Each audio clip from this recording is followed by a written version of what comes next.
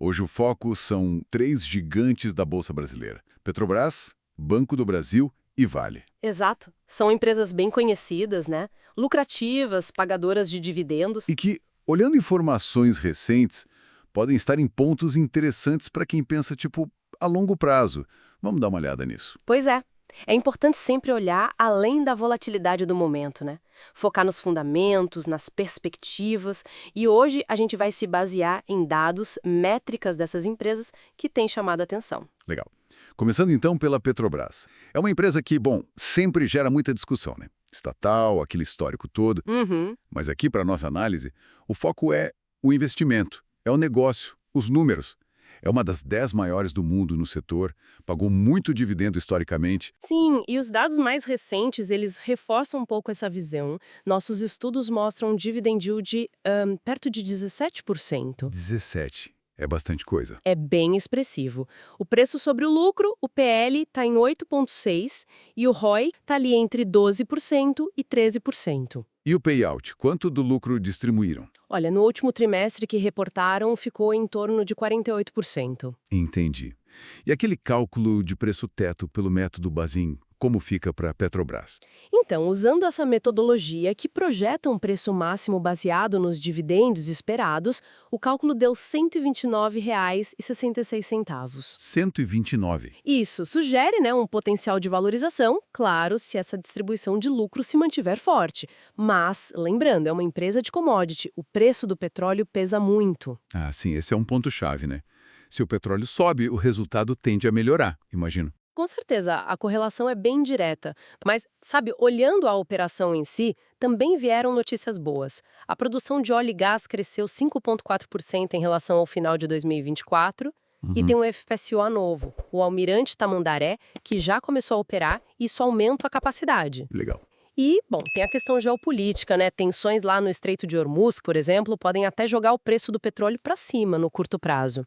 Mas o investidor tem que ponderar isso, né? Olhar mais o longo prazo. Certo. Mudando de setor agora, vamos para o financeiro. Banco do Brasil. BBAS3, quase 200 anos de banco, também um histórico forte de dividendos, mas as ações caíram recentemente, né? Isso gerou dúvidas. Pois essa queda chamou a atenção. Analisando os números do BB, o PL está bem baixo, 4,84, e o preço sobre valor patrimonial, o PVP, Abaixo de 1, quer dizer que está negociando abaixo do valor contábil. exatamente, segundo esse múltiplo.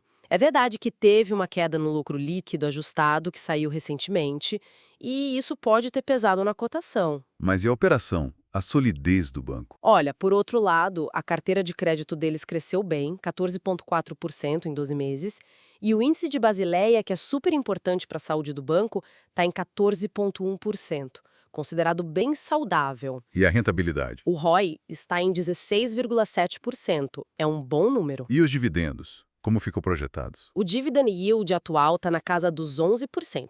E o banco sinalizou um payout para 2025 entre 40% e 45% do lucro. E o preço-teto pelo Bazin? O cálculo aponta R$ 31,83. Aí fica aquela questão, né? Será que com esses múltiplos atuais, mesmo com a queda no lucro, já não é uma oportunidade, considerando os fundamentos, ou vale tentar adivinhar um fundo? O que é sempre complicado. É verdade. Tentar acertar o fundo é difícil. Bom, para fechar nossa trinca, vamos para Vale. Vale 3. Outra gigante, né? Maior mineradora do Brasil, terceira do mundo. Isso, a Vale também tem números que chamam a atenção, ROI de 15,7%, dividend yield de 9,6% e um payout planejado alto de 68,1%. E o preço-teto dela?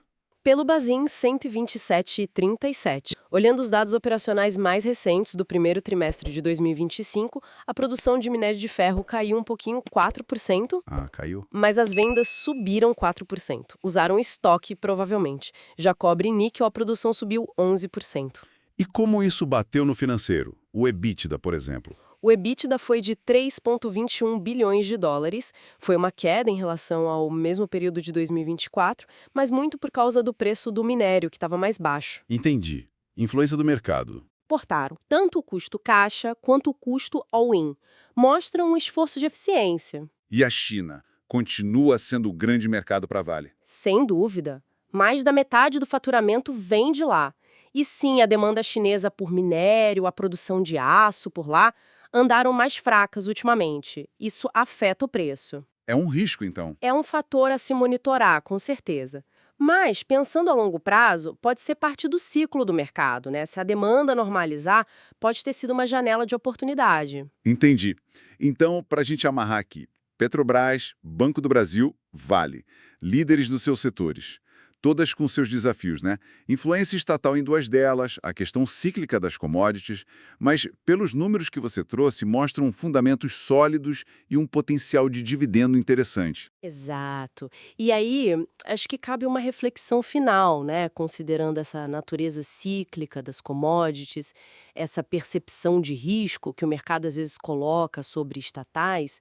Qual o peso que esses desafios deveriam ter numa estratégia de longo prazo, focada em valor, em renda passiva? Boa pergunta. Será que o mercado, nesses momentos, não acaba descontando demais o potencial futuro dessas grandes empresas? Fica a questão. Excelente reflexão. E para quem nos ouve, qual dessas três empresas chamou mais a sua atenção nesse cenário atual? E por quê?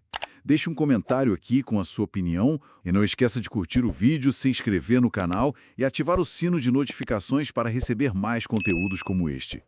Esse estudo não constitui nenhum serviço de análise ou recomendação. Este é o mercado de renda variável, bolsa de valores, onde o risco é inerente. Toda e qualquer decisão é de cada investidor. Um abraço e até a próxima.